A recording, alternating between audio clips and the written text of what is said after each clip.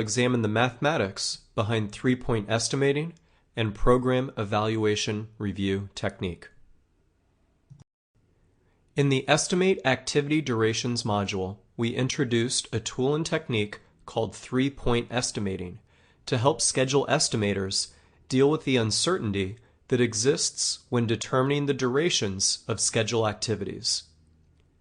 In the late 1950s, a more sophisticated form of three-point estimation known as Program Evaluation Review Technique, or PERT, was developed on a U.S. Navy project.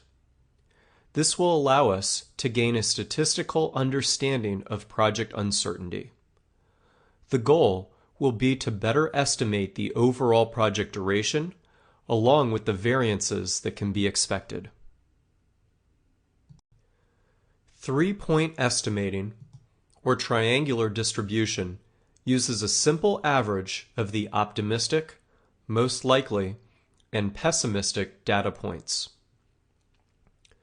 Program Evaluation Review Technique will use a beta distribution, where the most likely estimate is weighted by a factor of 4. This will be done individually at the task level, then aggregated to estimate the overall project duration.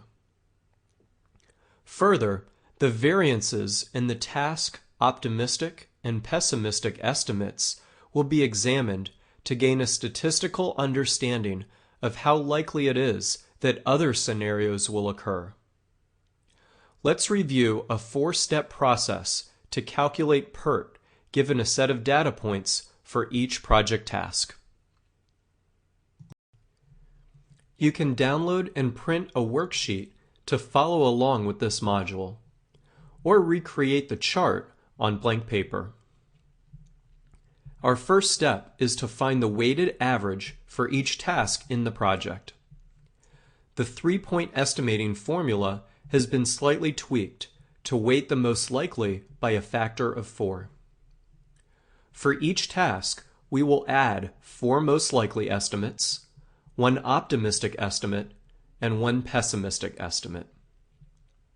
Since there are 6 total data points, we will divide by 6 to find the average. Let's start with Task A. Using a calculator, we will first multiply the most likely estimate by 4. 9 times 4 is 36. We will then add 8 and 10, giving us 54. 54 divided by 6 equals 9. For Task B, we will take 4 times 12, which is 48. Adding 10 and 16 gives 74. 74 divided by 6 equals 12.3 repeating. We can round this to 12.33. For Task C, we will take 4 times 9, which is 36. Adding 6 and 12 gives 54. And 54 divided by 6 equals 9. For Task D, we will take 4 times 11, which is 54. Adding 8 and 17 gives 69. 69 divided by 6 equals 11.5. Finally, for Task E, we will take 4 times 8, which is 32. Adding 4 and 10 gives 46.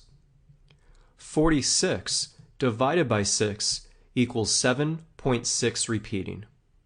We can round this to 7.66. We have now completed step 1, finding the weighted task average for each task. Our second step is to find the overall estimated project duration. We will simply add up all of the individual weighted task estimates. For this example, we will add 9, 12.33, 9, 11.5, and 7.66. Using the calculator, you should get a number close to 49.49 or 49.5. remember to double check your math, as it is easy to make simple mistakes. So now that we have an estimated project duration of 49.5 days, how confident do we feel in the estimate? Is it likely the project will be within a few days of this guess or several days? We can examine the task variances to get a better feel. Our third step is to find the task variance for each task. This is essentially an evaluation of how far apart the estimates are. If a resource estimates a task will take 8 to 10 days, it will have a smaller variance than an estimate of 8 to 17 days. The closer the estimated range, the smaller the variance. When variances are looked at collectively, overall project outcomes can be estimated. The formula to find a task variance is to take the difference between the pessimistic and the optimistic estimates, divide by the total number of data points used, which is 6, and then square that number. Let's start with task A. 10 minus 8 is 2.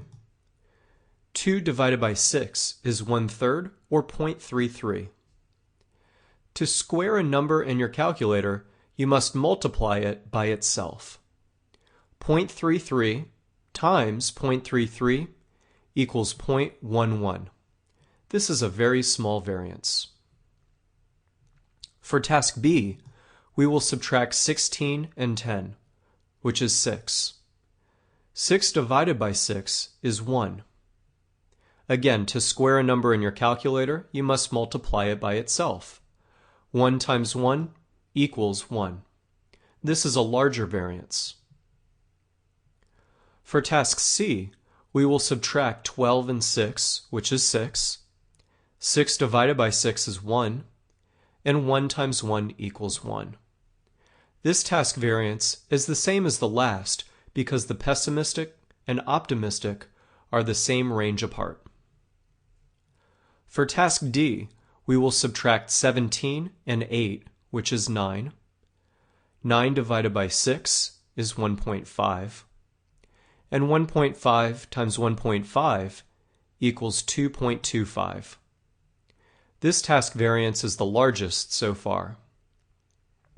For task E, we will subtract 10 and 4, which is 6. 6 divided by 6 is 1, and 1 times 1 is 1. Again, the task variance is equal to 1. We have now completed step 3, finding the task variance for each task. Using the task variances calculated and the bell curve of standard distribution, we can try to gauge how close various project scenarios should fall to our estimated duration of 49.5 days. If project outcomes are distributed normally, we can say that approximately 68% of the possible outcomes should fall within plus or minus 1 standard deviation from the mean, represented by the area under the bell curve. Statistical probability has given us a formula to calculate plus or minus 1 standard deviation. We will apply this formula to estimate a range of the 68% of the most probable outcomes closest to the average.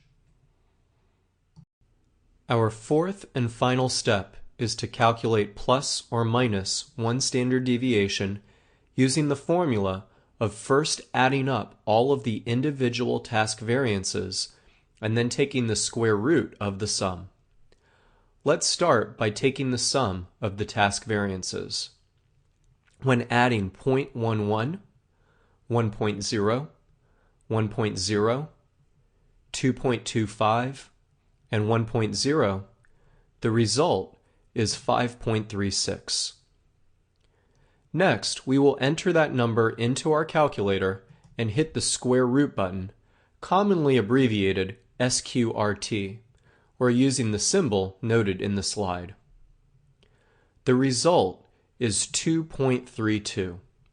So what does this number represent? Our project has an estimated duration of 49.5 days. After examining the task variance, we find that 68% of the most likely project outcomes will fall within plus or minus 2.3 days from this estimate. In other words, we feel about 68% confident that the project will take 49.5 plus or minus 2.3 days. This is how the answer is typically expressed.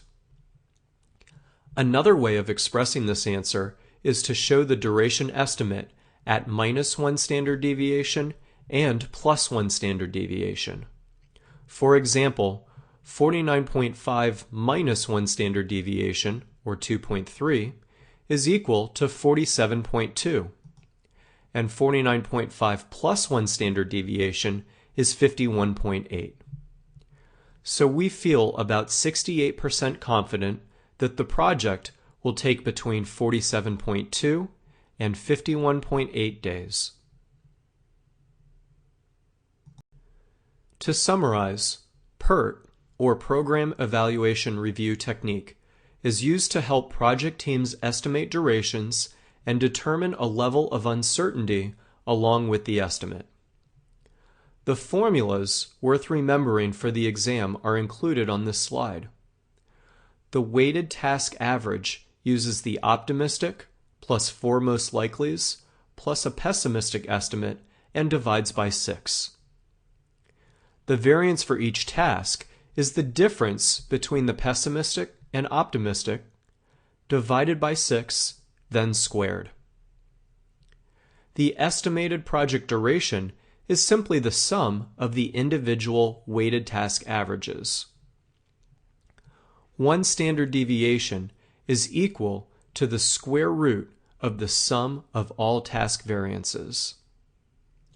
Finally, the result is the estimated project duration plus or minus 1 standard deviation, representing 68% of the possible outcomes closest to the most likely. Like most math, practice makes perfect. It is recommended that you spend some time practicing the formulas to be prepared for the PMP exam.